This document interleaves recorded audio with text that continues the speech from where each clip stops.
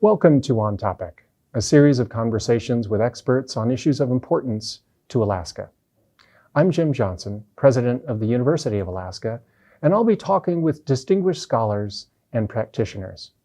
In this segment, we explore the topic of free speech on college campuses, and my guest is Erwin Chemerinsky, the Dean of the Law School at the University of California, Berkeley.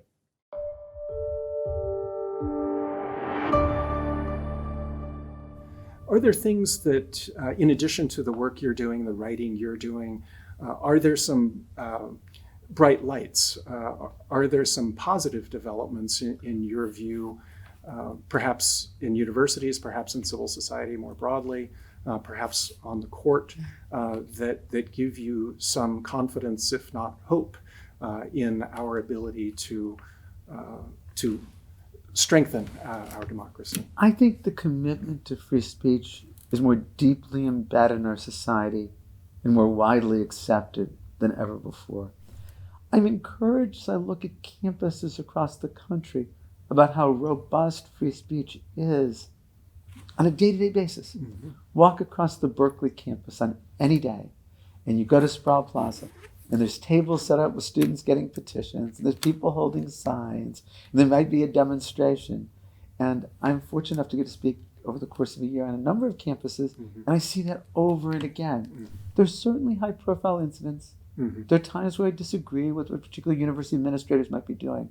But I think free speech is alive, well, and robust in the United States on campus across the country. Mm-hmm. You know, you talked about the only speech that we listen to often is the speech we like.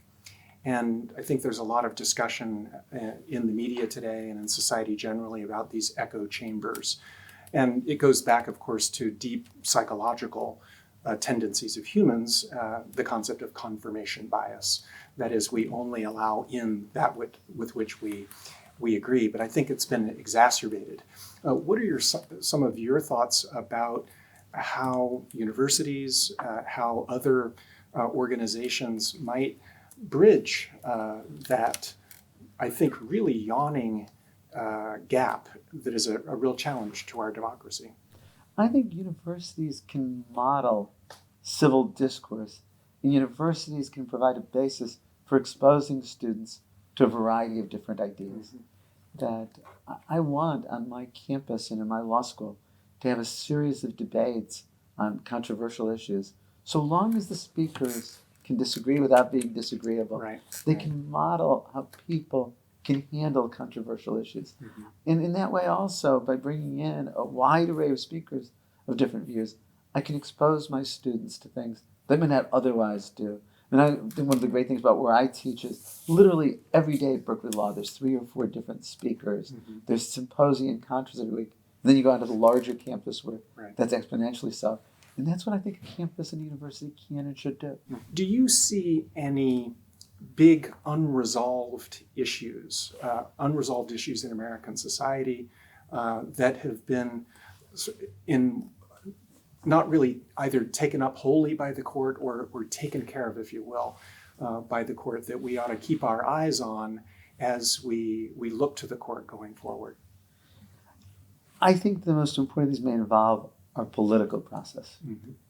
We say we're a democracy, and yet we choose our president through an electoral college that twice in 16 years led to somebody who lost the popular vote being chosen as president. Mm-hmm. Whether you like or dislike the person who was chosen, in instance, there's got to be something disconcerting about a democracy where the loser becomes president. Yeah. Mm-hmm. We're the only country in the world where that's possible. Mm-hmm. I worry about what money and politics mean for the democratic process. Mm-hmm. I think Citizens United versus Federal Election Commission, which said corporations can spend as much as they want to get candidates elected or defeated, is going to be regarded as one of the worst Supreme Court cases in American history. When we look back in hindsight at what it meant.